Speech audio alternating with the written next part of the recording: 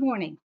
We are now on chapter 16, the endocrine system, and uh, we're going to be discussing a lot of things because the endocrine system pretty much encompasses a lot of bodily functions. So the endocrine system is a network of glands that produce and release hormones, which are chemical messengers that travel through the bloodstream to control and coordinate the body's functions.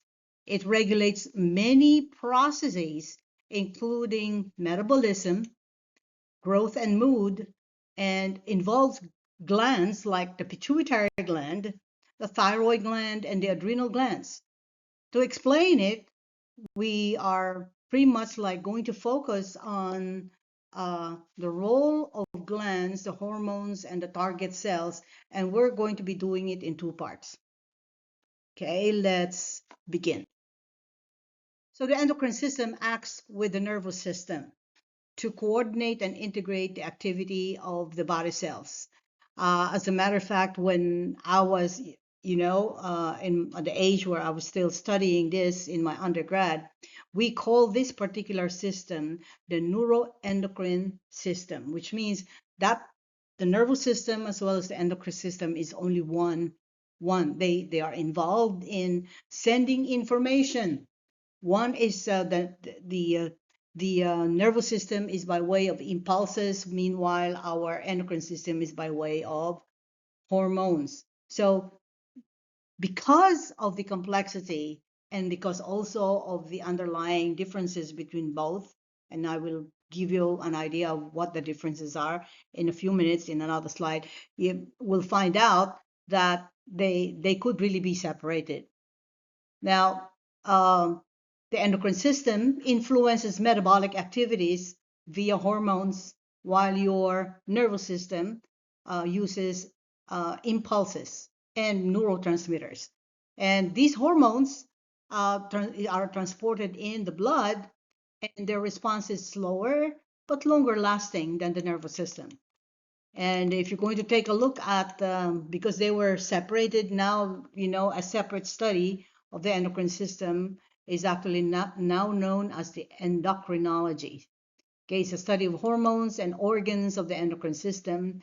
And pretty much the endocrine system, we know, just like the nervous system, will coordinate pretty much all of the or other organ system, reproduction, growth and development, maintenance of electrolyte and water and nutrient balance in the blood, regulation of cellular metabolism and energy balance, and pretty much also mobilization of the body's defenses, the white blood cells and the white blood cells and other things.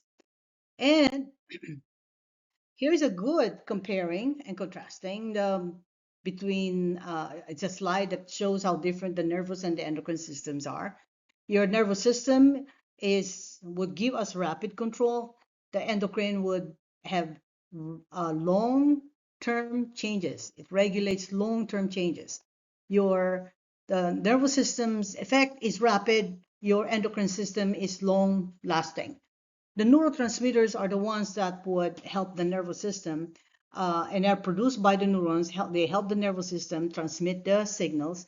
The hormones are produced by the glands, the endocrine glands, and these are the ones that are sending the information to the cells, the target cells. And the nervous system will travel only short distances as far as the end of the axon, where the nerves are. But your endocrine system can travel very long distances, even to the remotest places, for as long as could be reached by the lymph, which is the fluid, the intercellular fluid of the body, and the blood, provided the hormones can get into that through them, and the blood, they're going to be there. Okay, so your nervous system effects are only very brief, and meanwhile, your endocrine system is actually slow and has long-lasting results. Okay, so let's take a look at the endocrine system as a gland. Now, it's a very unusual gland in a sense. They're not like the exocrine gland that you've learned in your AMP1. The exocrine glands produce non-hormonal substances. For example, you have your sweat and your saliva. They have ducts to carry secretion to the membrane surface. And example of this, your tear glands, your mammary glands, okay? And they have epithelial tubes that would be directing the secretions to the surface. Meanwhile, your endocrine glands produce hormones and they do not have ducts. The endocrine glands will be your pituitary gland, your thyroid, parathyroid, adrenal, and pineal glands. And your hypothalamus, which is actually in the brain, is the master gland. And there are some other organs that would have both exocrine as well as endocrine function, like your pancreas, which is an accessory digestive organ, would have the islets of Langerhans in it, which is an endocrine. So the pancreas is both an exocrine and an endocrine gland. As a matter of fact, the pancreas, if I'm not mistaken, is regarded as the largest of the exocrine gland. And but they do have the smallest islands in them that are endocrine in nature. So you have also others that would have a dual personality like the pancreas. You have the gonads also and the placenta. Now, there are other tissues and organs that produce small amounts of hormones, like your adipose cells, the thymus, and the cells in the walls of the small intestine, the stomach, the kidneys, and the heart. So the endocrine glands. Here's actually two pictures showing you what the difference is between an exocrine and an endocrine gland. Your exocrine gland has a duct. Your endocrine gland does not have it, and therefore they release their secretions in the bloodstreams. And here's actually now a slide that will help us understand where they are. This is actually the location of selected endocrine organs in the body. We start from the top, which is your pineal gland. It's a tiny, tiny, tiny, really organ located in the head above the eyebrows, behind. It's actually in the posterior end of the thalamus. And then you have the hypothalamus, which is the master gland. It's located also in the head near the pineal gland. Your thyroid gland is located in the lower neck region right there. And the parathyroid, together with the parathyroid there in the lower neck region. Then you have your thymus gland. The thymus gland right here is almost like on the surface of the heart. And the adrenal glands, both adrenal glands, are located, they're sitting on top of each kidney. Those are your adrenal glands. And the pancreas, right there, the pancreas is located in the central epigastric region, the central region of the abdominal curve, the abdominal region, curving between the two kidneys. And then, of course, you have the gonads. You have the female gonad, which is actually the ovary, is located on each side of the abdominal pelvic cavity. And in the males, the gonads are the testes, which is located outside of the body, which is in the scrotum, in the scrotal sac. So let's take a look now at the hormones, the chemical messengers. The hormones are long distance chemicals. They are traveling long distance and is actually sending messages to hormones even in the remotest places on earth. And there are three different types of hormones. And the true endocrine hormones, let me discuss first what the scientists regard as the true endocrine hormones are those where the hormones that are being secreted by specialized cells released in the bloodstream and could travel long distance and would eventually be seeking out and will be reacting with distant cells that would have receptors that would be receiving them, and so they will be able to interact with them. And they may not be long distance. They could just be like pretty much like close by also, but they are going to be traveling via the blood. Then you have also what you call the autocrines. The autocrines would secrete chemicals that exert effects on the same cells, but would secrete them because the same cell would have pretty much the receptor for that particular hormone. And therefore, if you have the receptor for the hormone recognizes you as the receptor and it will be interacting with you. Then you have the paracrine hormones. These are locally acting chemicals that affect cells other than those that secrete them. A lot of scientists believe that the autocrines and paracrines are only local chemical messengers and not considered part of the endocrine system. So besides this one, the type of hormones are classified according to types like this, but also there are two main classes of hormones, depending on their nature, the chemical nature of the hormone. First one is what you call the amino acid based hormones, which are amino acid derivative, and there could be peptides and dipeptides, and there are proteins, small proteins, could be big proteins too, but they are actually proteinaceous. Then you have the steroidal, okay? The steroidal are synthesized from cholesterol. And that's the reason why the body needs cholesterol and produces cholesterol in the liver. So we don't need really to include cholesterol in our diet. You include cholesterol in your diet, and the rest of the cholesterol that is digested and is going to be floating in your bloodstream will just be like adding more injury than being consumed by the body for the use or production of hormones, because the liver already produces enough cholesterol so that it can be used in the production of cholesterol-based hormones such as your um, testosterone and estrogen. Those are the most common ones that are we know are cholesterol-based. So there's a third class, which is um, other than the peptide, the amino acid, and the steroidals. You have the eicosanoids. The eicosanoids is considered a hormone by some scientists, but a lot of scientists also consider them only as paracrines. There are so many things.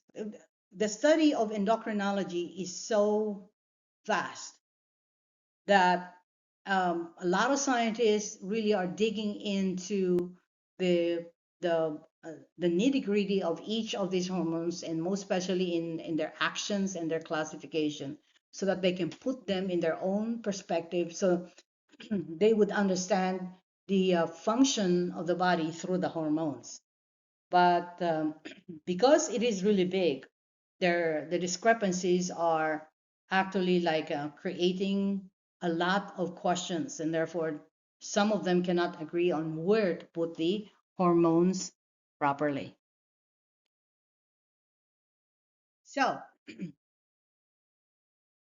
here, through the hormones, okay, though pretty much your hormones circulate systematically, only the cells that would have receptors for that hormones are affected. And you could see there are four cells here, and one of them or two of them have four receptors each on the plasma membrane. There's one and there's another here, one. So two of them will have only two. So those who are pretty much like target cells, when they say that this cell is a target cell, that cell would carry really multiple receptors for that particular hormone. Now, the non-target cells might have some receptors. Sometimes they don't. Sometimes they have very little that it will not really affect them at all. So the target cells tissues are the tissues with receptors for specific hormones.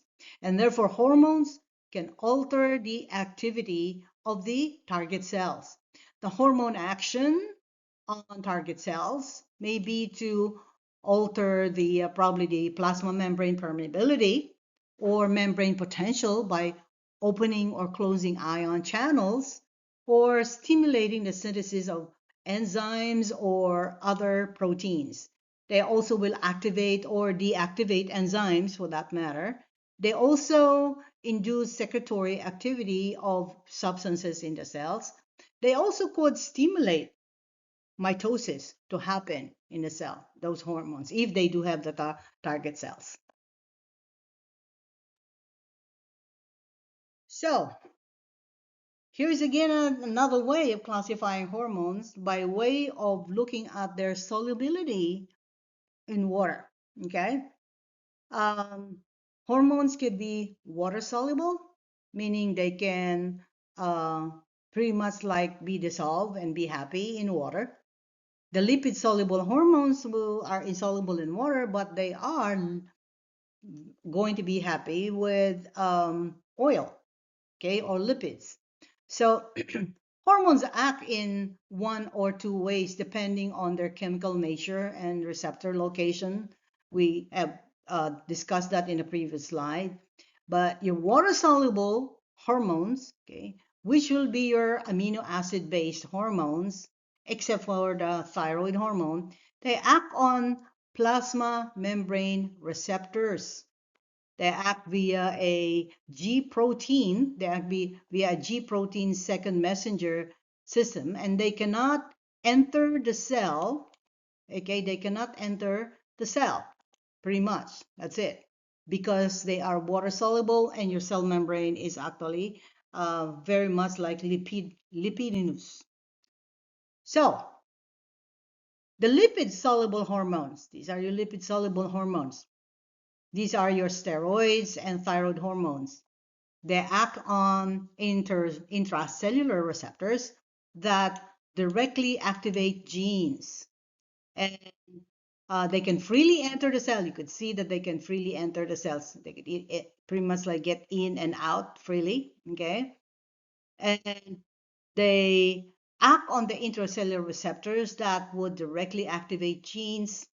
And pretty much they are because of the nature of the cell membrane, okay, um, which has a lot of, it's very rich in fat, okay, the phospholipids, the lipid soluble hormones can pretty much like easily go in and out, but your water based would need receptors that would direct them inside, okay?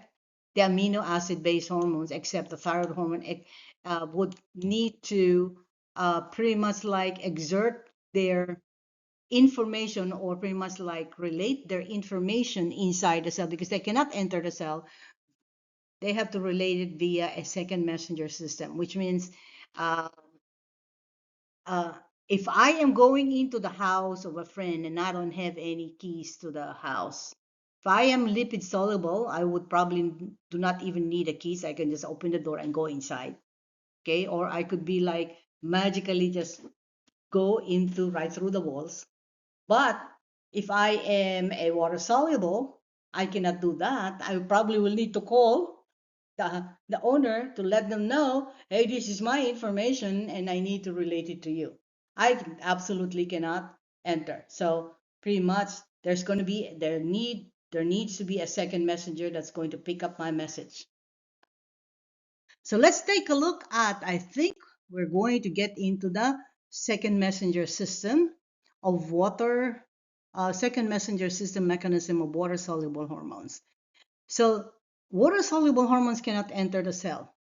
They they are they are uh, they are being repelled by the phospholipids. You can see that the plasma membrane is very rich in phospholipid, and water soluble um, um, hormones cannot go through. So they need to relay their information through a messenger system.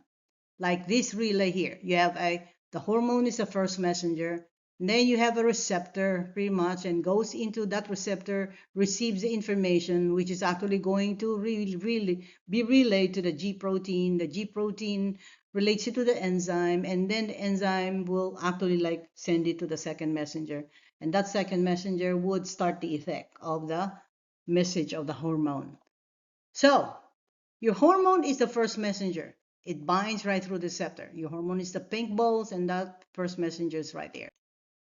Okay, then your receptor, the receptor right there, the receptor now is going to activate the G protein, and you have your G protein right here. Then the G protein activates the adenylate cyclase, and you have your adenylate cyclase. And after activating the adenylate cyclase converts the ATP to CAMP. Okay, so cyclic adenosine monophosphate is now going to be, or CAMP is now going to be the second messenger. So CAMP is now going to pretty much activate an inactive protein kinase and activate it into an active protein kinase, and that will trigger responses of the target cells. So, well, the responses could be activating enzymes, stimulating cellular secretions, or opening channels, or many other activities inside the cell. Okay, so this is just um, the pathway itself, but this pathway is not regulating the adenylate cyclase or I don't see any of the adenylate cyclase. But what I see here, this particular cycle here, if I'm not mistaken, I see a phospholipase instead of an adenylate cyclase. So from your first messenger to the G protein will now activate a phospholipase. This is actually what you call the PIP2 calcium signaling mechanism. Here, your hormone activated G protein, this is your G protein, okay, activates a different effector. You call it your phospholipase C. The activated phospholipase C will split the membrane protein, okay, into two second messengers. And these second messengers pretty much will be your diacylglycerol, which we call DAG or DAG, which activates a protein kinase, okay, and pretty much activates a protein kinase named inositol triphosphate, IP3, causing calcium release from intracellular storage sites and calcium ions acting as another second messenger. Okay, so your calcium ion is actually going to interact and will stimulate another messenger, which is your calmodulin. Okay, if you remember your calmodulin is a famous molecule in AMP1. So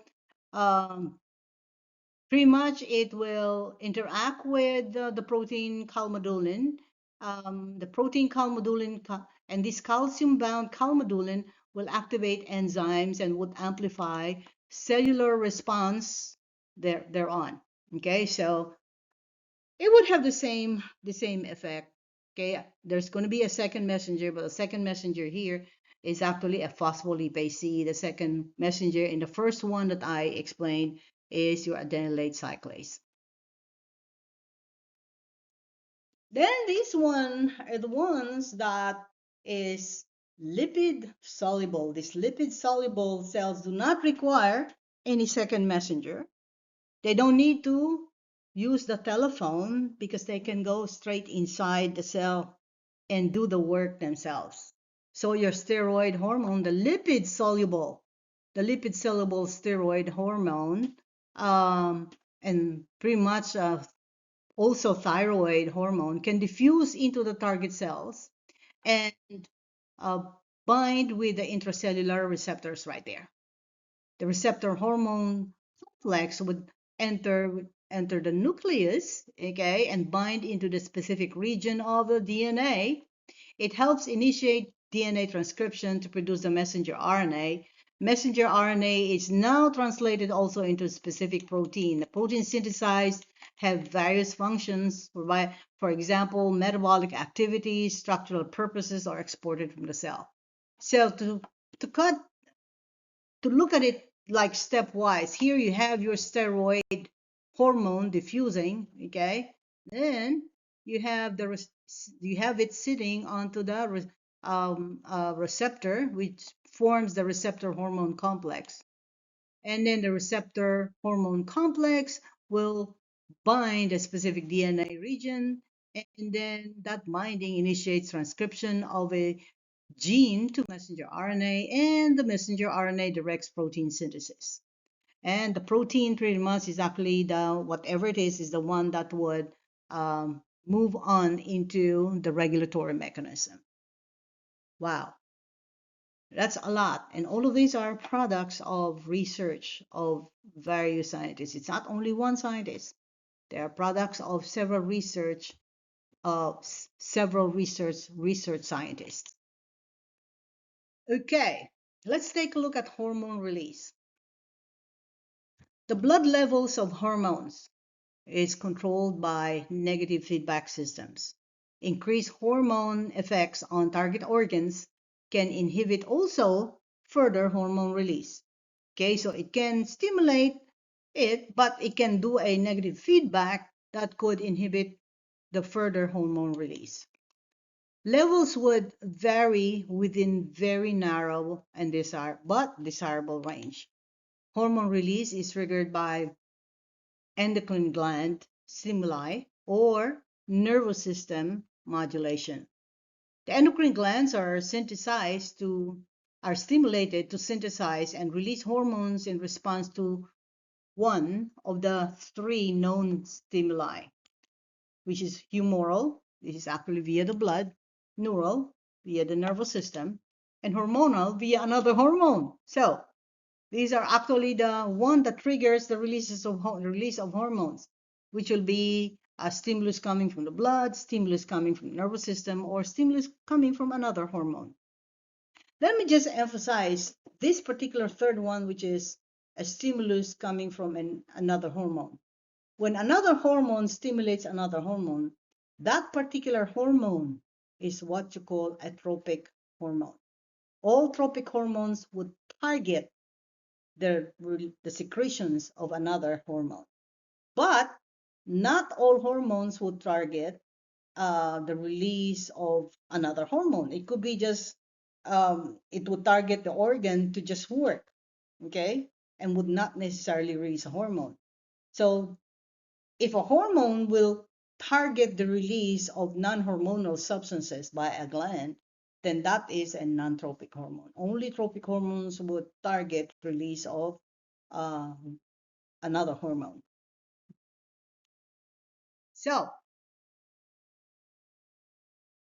the first one is in this particular uh, diagram right here is a humoral stimulus. Okay, your humoral stimuli pretty much here, hormone release is caused by altered levels of certain critical ions or nutrients. And the changing blood levels of these ions and nutrients would directly stimulate secretion of hormones. For example, calcium, okay, the calcium concentration stimulates the parathyroid. This is your parathyroid gland, stimulates the parathyroid glands to secrete the parathyroid hormones. The parathyroid hormone will now cause the calcium ion concentration to rise and the stimulus is removed. So here your stimulus is the low concentration of calcium in the capillary blood.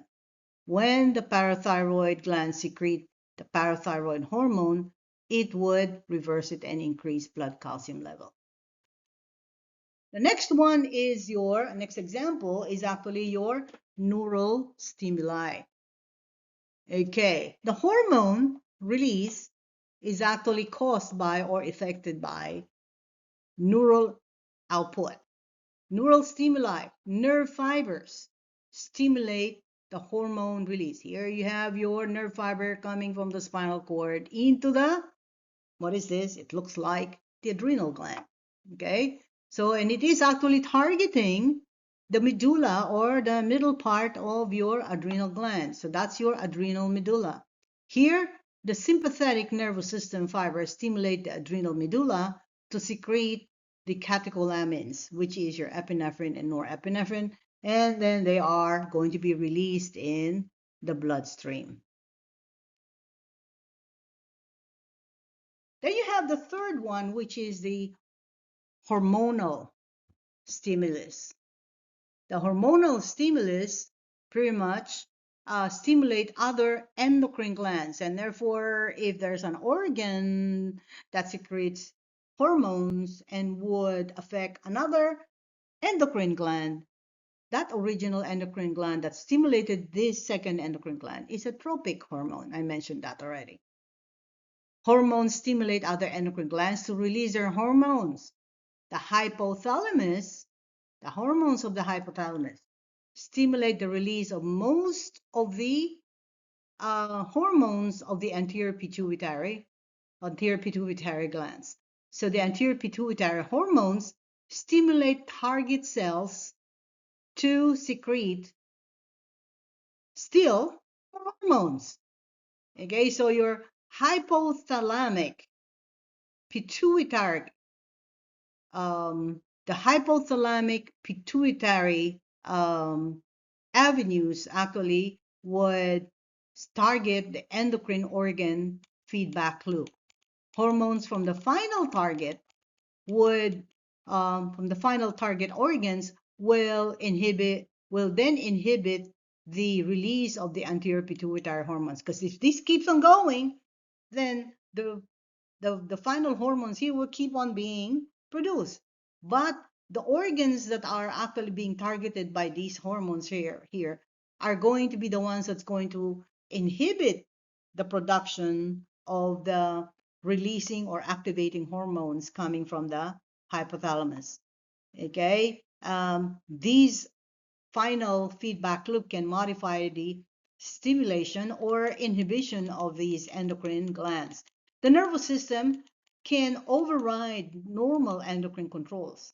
For instance, under severe stress, the hypothalamus and the sympathetic nervous system can override insulin secretion to allow blood glucose levels to increase. And this will prepare the body for fight or flight.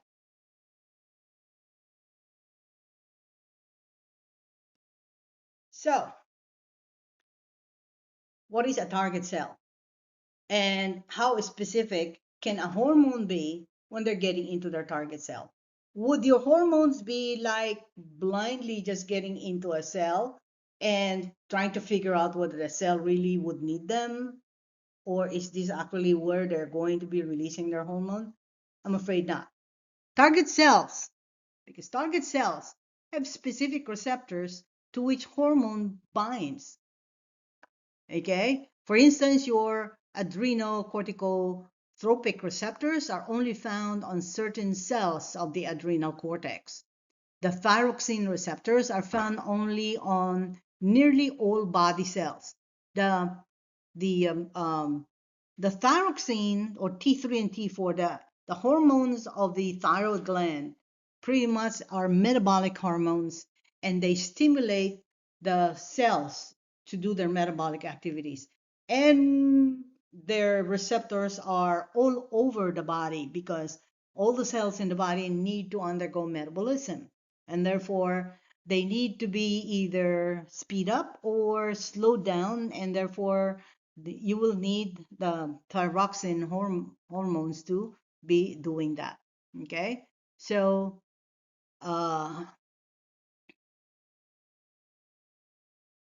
target cell activation will depend on three factors. Okay, so first of all, the blood levels of the hormones. Okay, would there be enough hormones around? Would there be too much hormones? Because if there's too much hormones, do you need to produce more hormones if there's already too much? Okay, and then the other one will be the relative number of the sodium, I mean, of the receptor, the relative number of receptor on the cells itself. Do you have enough receptors so that the hormones can dock into their places and active or get into their action? And then the affinity of the binding receptors and the hormone, their affinity to each other. The amount of hormones can influence the number of receptors for that hormone. There is such a thing as upregulating, meaning if a hormone wants to pretty much like exert more of its effect, then the target cells can produce more receptors, and more receptors would mean that more of the hormone can actually exert their information to the cell. And that's actually what's called upregulating. When you have more, when you have the cells producing more of the receptors. But when the cells do not want the effect of the hormone to be magnified, they can downregulate by pretty much relieving themselves of the receptors for the hormone. They can therefore desensitize themselves to prevent them from overreacting to persistently high levels of the particular hormone. Okay, and this is again an example of the upregulation and downregulation that I have been mentioning to you. When they want to be desensitizing themselves, then a hormone that would be loaded with receptors will get rid of the receptors, and therefore the target cells will not anymore be responsive to the hormone. But when there's not really too much of the receptors and they want the what it calls they want the effect of the hormone to be magnified, then the cells themselves will be producing the receptors so that they can be more sensitive. So the amount of hormone that can influence the cells will be dependent on the receptors. It is actually influenced by the amount of receptors. Upregulating means the target cells form more receptors in response to low hormone levels. Downregulation means target cells lose receptors in response to high hormone levels to desensitize themselves. And guys, this is again a good review material. This is actually table 16.2 is in your ebook. Make sure that you can use them. Know that you can use them in studying the comparison between lipid soluble and water soluble hormones. Okay, let's take a look at a hormone's onset and duration and half-life. Okay, what are these things? Hormones circulate in the blood either free hormones, okay, or they can be bound to steroids and it can be bound to some other things. The steroids and thyroid hormones are attached to plasma proteins, and others circulate without carriers. The concentration of circulating hormone would reflect the rate of release or speed by which it is inactivated and removed from the body. Hormones can be removed from the body by degrading enzymes or through the kidneys or through the liver. A half-life, right there, a half-life is the length of time or the time required for level of hormone in the blood level to decrease by 1/2. It varies anywhere from a fraction of a minute to maybe a full week, depending on the hormone. Hormones have different response times. Some responses are immediate, some are, especially the steroid, can take hours or even days. Some are inactive until they enter the cells and they get activated in the cells.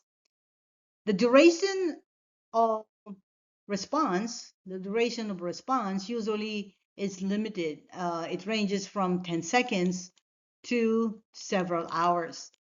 The effects may disappear rapidly as the blood levels drop, but some may persist for a few hours at low blood levels. The half-life, the onset, and duration of a hormone activity are dependent on whether the hormone is water or is lipid soluble. Let's take a look at the interaction of hormones at target cells. Multiple hormones may act on the same target cell at the same time. And that's going to be really very busy. You're going to say, oh, will the target cell like that? Uh, is it not going to be like, if there's going to be too much hormones, how would the target cell know which one to obey? Is it this hormone number one or is it hormone number two? Well, it depends on the nature of the information that they need to do. And the target cell can actually like have different effects. For instance, they could permit one hormone. Okay, permissiveness is actually one hormone cannot exert its effect without the other hormone being present. So pretty much they will only permit the other hormone to be doing its effect if both of them is actually around. An example of this will be your reproductive hormones. They would need the thyroid hormone to have their effect.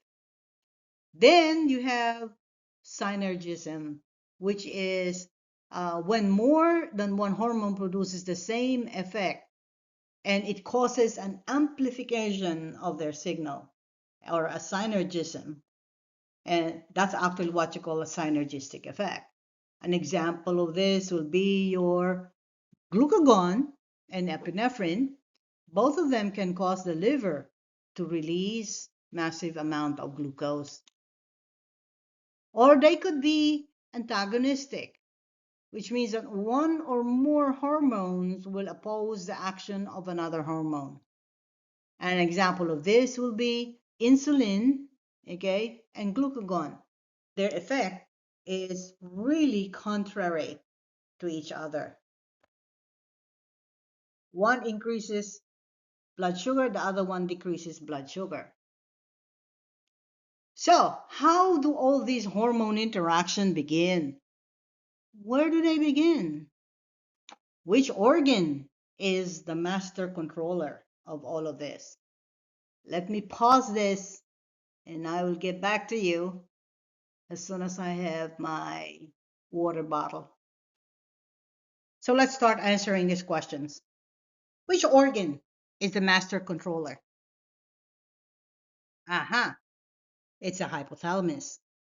When I was doing this during my undergrad, my physiology professor told us that the hypothalamus is part of the brain and it's actually the pituitary gland that's the master controller of all the hormonal action. So a few decades after that, they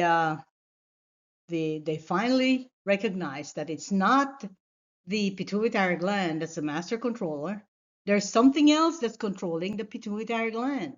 They found, they, despite the fact that the hypothalamus is very neural and it's part of the brain and it doesn't have any inkling of being a gland at all, the axons are actually producing hormones.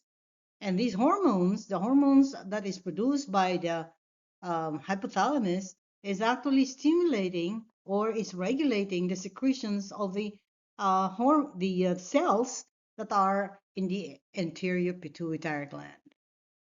So the hypothalamus is actually the one that controls the release of hormones from the pituitary gland in two different ways. First of all, first of all, the hypothalamus is connected to the pituitary gland via a stalk. The stalks are here, which we call the infundibulum. The pituitary gland, this is your pituitary gland, secrete at least 8 major hormones, and it has 2 major lobes. One is the anterior, and this is your anterior, and the other one is a posterior lobe. The posterior lobe, or rather, the posterior lobe is composed of neural tissues that secretes neurohormones. That's the posterior. And the posterior really is not a true endocrine gland. The pituitary gland is a gland. It's a major gland, endocrine gland, but its posterior portion is really nothing but a storage organ. The posterior lobe, along with the infundibulum, make up the neurohypophysis. Call it the neurohypophysis. And then the anterior one is what you call the adenohypophysis, the anterior pituitary. And your adenohypophysis, the anterior one, consists of glandular tissue. The posterior lobe is actually made up of neural tissue, and you will find out in the histology that this is actually made. You will see a lot of fibrous compounds there, which actually is really nothing but the tracks of the nerves that are going right through the posterior part. But you will see some of the what do you call this, the nucleus of neuroglial cells, which you call the pituitarites, which are nourishing the entire length of the tract, the hypothalamic hypophyseal tract, which goes right through the posterior part. And the hypothalamic hypophyseal tract arises from the neurons right here in the paraventricular, as well as the supraoptic nuclei in the hypothalamus, and they run right through the infundibulum, okay, secreting 2 hormones in the posterior or in the neurohypophysis, and it's actually going to be stored right there. These 2 hormones are your oxytocin and your antidiuretic hormone. And pretty much these are going to be released only when the neurons would fire, when they are in need, when the oxytocin is needed and the antidiuretic hormone is needed, then the neurons will fire. The hypothalamus releases them, but they are actually right there stored in the axon terminals. So what about we know that the hypothalamic neurons synthesize oxytocin or antidiuretic hormone, and they are really stored right there, okay? They're stored right there. They go through the tract and stored right there in the posterior part, posterior pituitary. And your oxytocin and ADAs are stored in the axon terminals and only released when they are needed. Now, when the uh, when the appropriately stimulated, there you go, the appropriately stimulated neurons would secrete releasing, these are actually tropic hormones. They could be releasing when they activate the release of the hormones, or they could be like inhibiting when they will be inhibiting the release of the hormone. So the hypothalamus, the hypothalamic neurons, will synthesize these inhibiting or releasing hormones. They could be your gonadotropic hormone releasing hormone or gonadotropic hormone inhibiting hormone. You have your thyroxine releasing hormone, your corticosteroid releasing hormone, gonadotropin releasing hormone, and your prolactin inhibiting hormones. These are all inhibiting and releasing hormones produced by the hypothalamic neurons. And when they are appropriately stimulated, the hypothalamic neurons would release or inhibit hormones into the primary capillary plexus. Okay? The hypothalamic neurons would travel through the portal veins to the anterior pituitary, where they would be releasing these hormones that would either stimulate or inhibit the release of the hormones of the cells that are in the anterior pituitary. in response to either being stimulated or being inhibited, okay, then the anterior pituitary hormones will now be secreted into the secondary capillary plexus. These will in turn empty into general circulation. And these hormones coming from the anterior pituitary will be your growth hormone, your thyroid stimulating hormone, the adrenocorticotropic hormone, your follicle stimulating hormone, your luteinizing hormone, and your prolactin.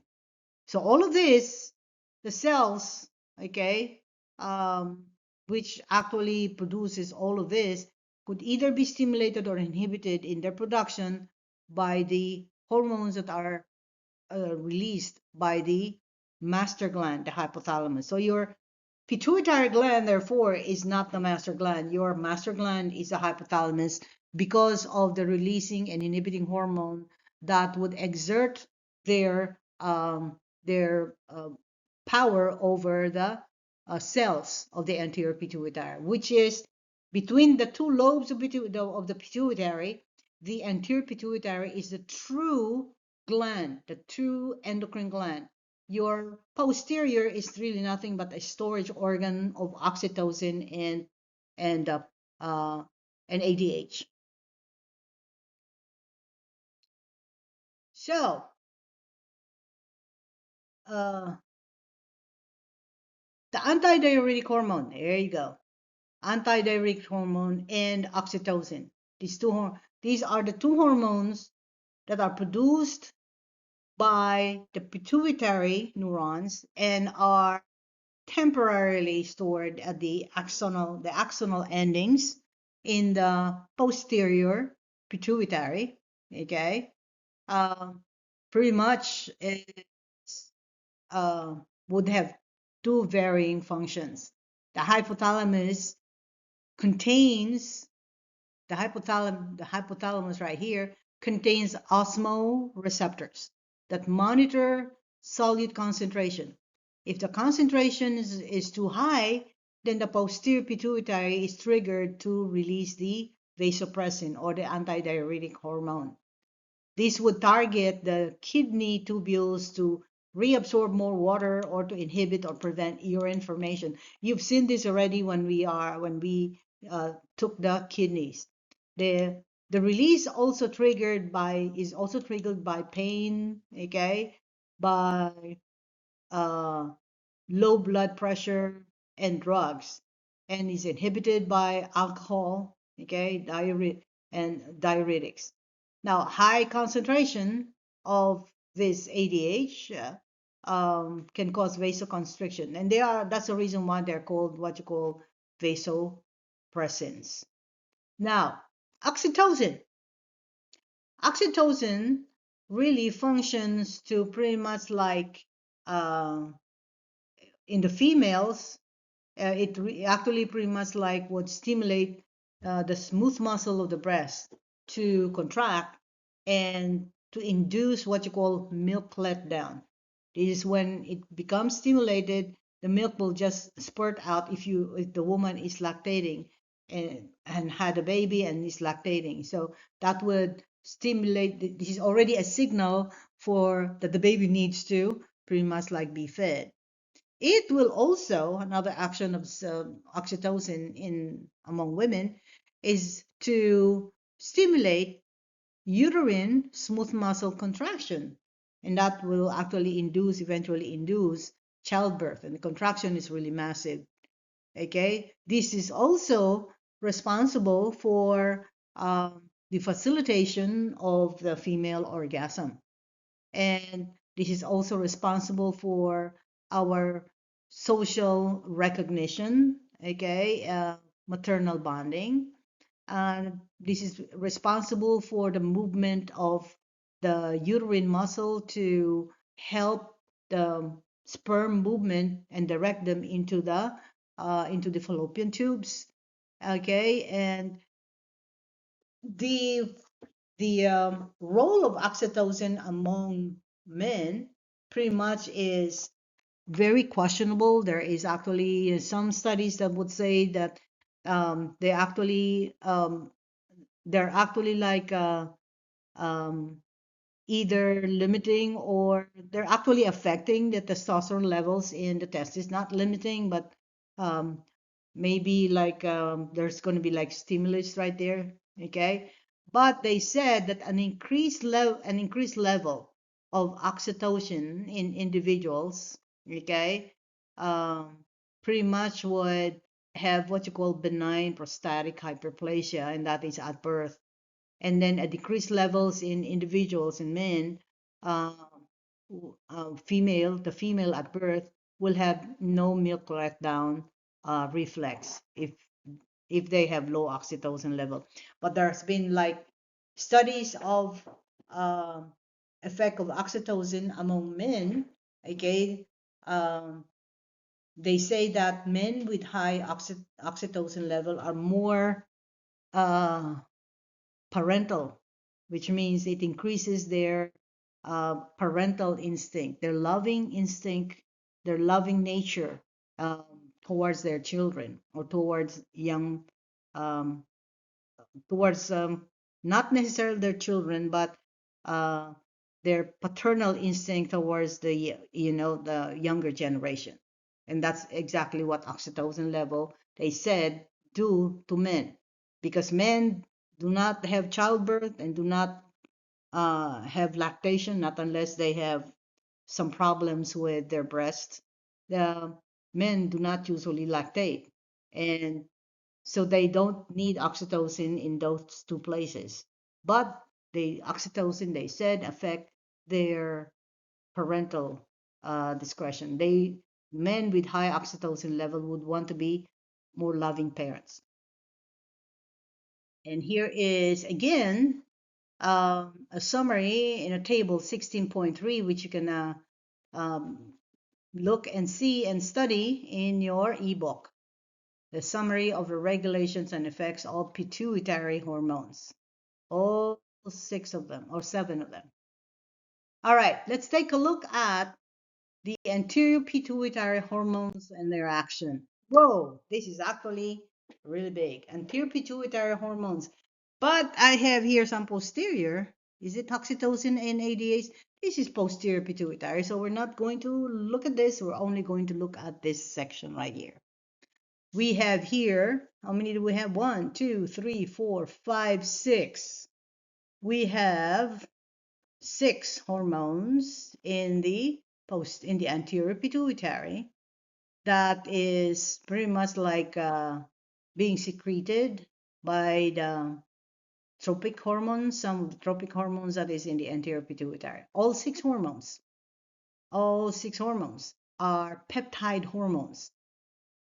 All but the growth hormone activate target cells via your cyclic adenosine monophosphate second messenger system.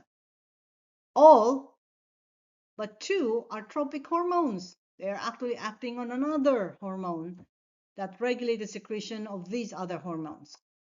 The growth hormone, the thyroid stimulating hormones, and the adrenocorticotropic hormones, your follicle stimulating hormones, these are all tropic hormones, and your luteinizing hormones are all tropic hormones.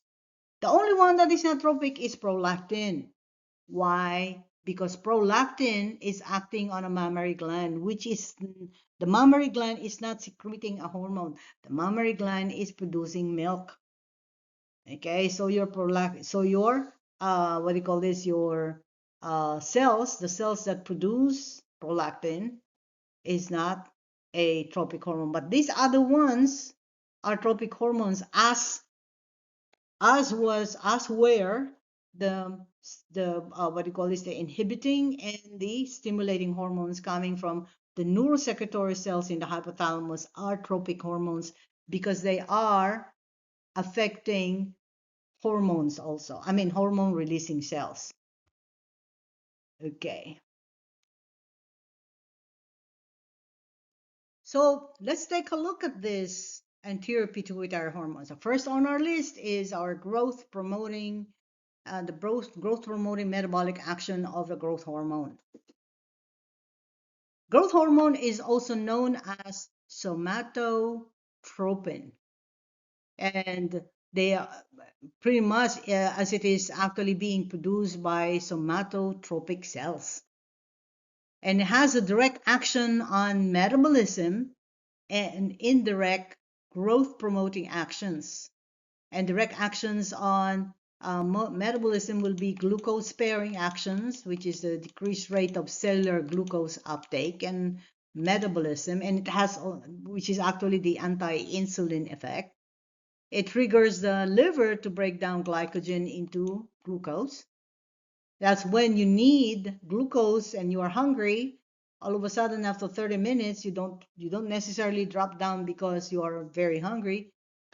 You become not hungry anymore because your your liver was just pretty much like stimulated to break down glycogen so you can have glucose, and when glucose is released by the liver into the blood, then you don't get hungry anymore.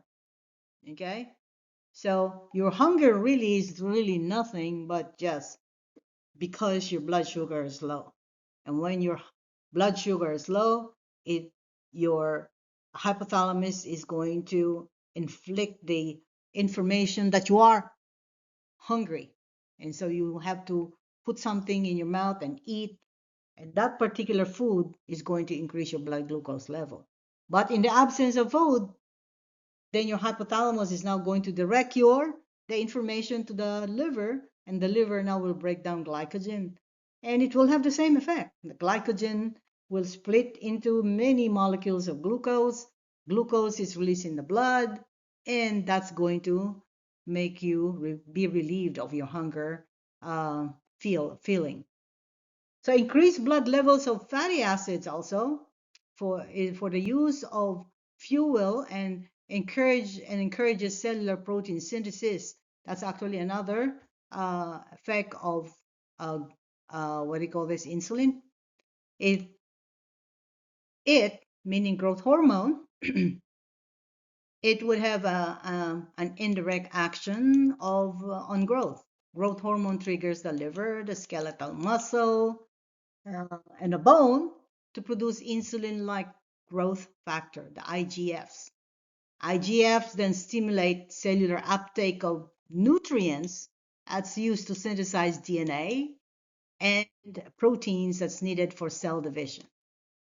The formation of collagen and deposition of bone matrix.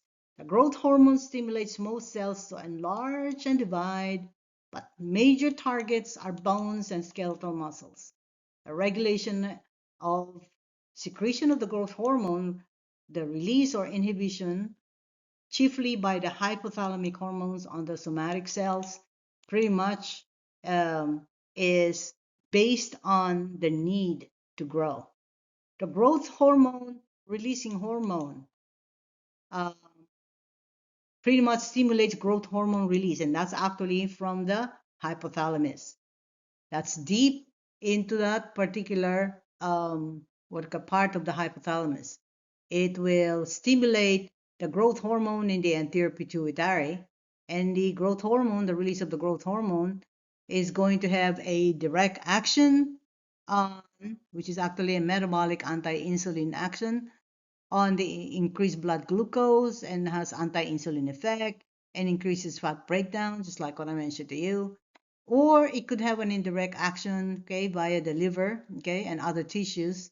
Pretty much they have growth promoting action, promoting an increase in skeletal growth, increasing cartilage growth, and the extra skeletal tissues. It promotes protein synthesis and cell growth and proliferation, pretty much. Or it could be inhibited with the production of the growth hormone inhibiting hormone, okay, that inhibits the growth hormone synthesis. Right? Too much of the growth hormone will have a negative feedback on the growth hormone when it has to be stopped. Because if the growth hormone will keep on being produced and will not stop, then we're all going to be giants. And we're all going to probably not live forever because it would have its adverse effects on our metabolism, such as hypersecretion of your growth hormone, in children will cause gigantism, and some children or some individuals can reach up to heights of 8 feet.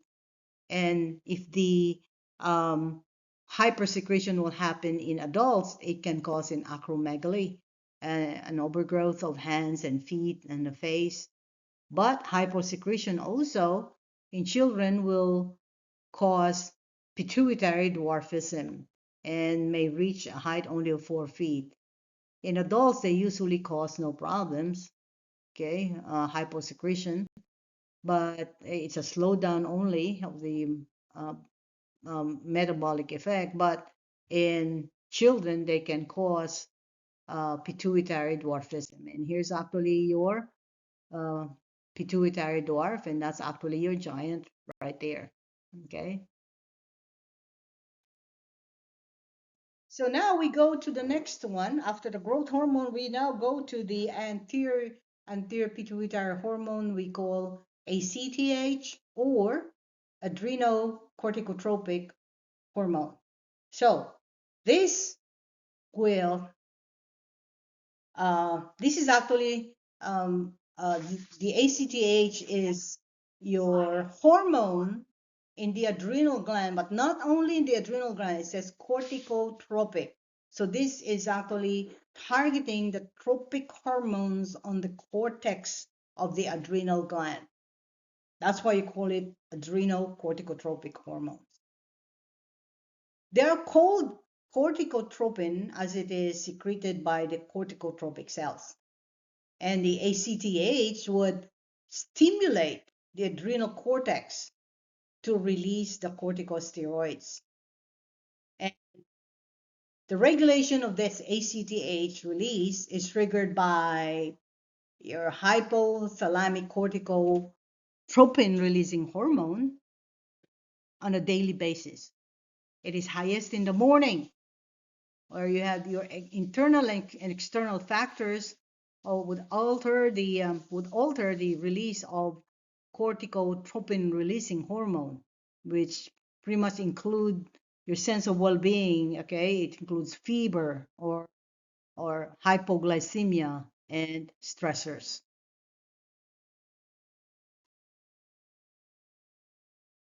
So the gonadotropin, you have the next one, okay, which is your, besides the ACTH, we're going to be dealing with the ACTH in the next part of this chapter here, more in depth, and also in the lab. Okay, now we're going to get into the gonadotropins, which probably this is the most that you're going to get in this chapter, because most of it we're going to get into when we get into the reproductive system. Because the gonadotropins, which is your follicle stimulating hormone and your luteinizing hormone, they are secreted by the gonadotropic cells of the anterior pituitary. You call them the gonadotropes of the anterior pituitary. Your follicle stimulating hormone stimulates the production of egg or sperm, gametes. Then your luteinizing hormone promotes the production of gonadal hormones. Uh, in females, the luteinizing hormone would help in the maturation of the follicles of the egg. It also, very much important, very important, it triggers ovulation, and you have to understand this and put it in your memory as early as now. The luteinizing hormone triggers ovulation and the release of estrogen and progesterone. That's how important it is. In males, the luteinizing hormone is going to stimulate the production of testosterone. The luteinizing hormone and the follicle stimulating hormone both are absent from the blood when in the pre-pubertal boys and girls. So before we actually like reached our puberty, we did not have any LH and FSH. The regulation of gonadotropin release is actually triggered by gonadotropin releasing hormone in the hypothalamus during and after puberty, and is suppressed by the gonadal hormones themselves. If there's too much of the testosterone and estrogen, then your GnRH then there's going to be a negative feedback on the release of the LH and FSH. We are going to discuss this again when we get into the reproductive system. Our next one is now the thyroid gland, the regulation of the thyroid gland. Now, you could see here in this particular diagram that the regulation of thyroid hormone secretion is multi-layered, the multi-layered process, and it is primarily governed by the hypothalamic pituitary thyroid axis or HPT axis. There's a negative feedback loop. Okay, there's a negative feedback loop. That's your negative feedback loop. Okay, that is the central mechanism that would be maintaining the hormone levels within a narrow and normal range. Now, the hypothalamic thyroid, pituitary thyroid axis, okay, pretty much would, starting here, okay, uh, be located in the brain. The hypothalamus is located in the brain, and pretty much it initiates the process by secreting thyrotropin releasing hormone.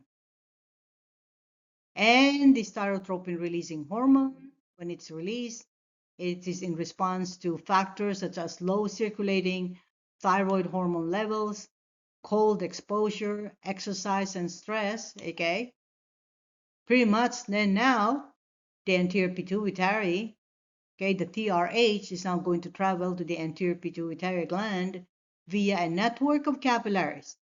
It stimulates the specialized cells, the thyrotropes here, to produce and release the thyroid stimulating hormone.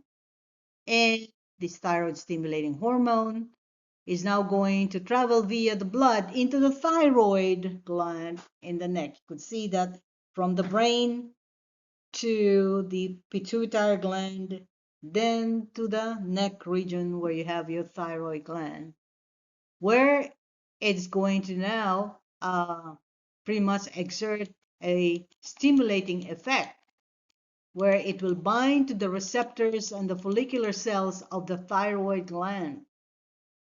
This binding will trigger the synthesis and the release of the thyroid hormone, primarily T4, okay, and T3. The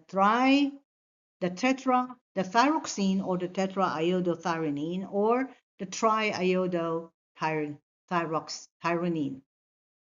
The thyroid hormones T3 and T4, once they are pretty much like on the level that they need to be for the use of the body, will send a feedback loop by inhibiting the release of the TRH and the TSH, so that we're not going to have any overactive metabolism, because these are metabolic hormones.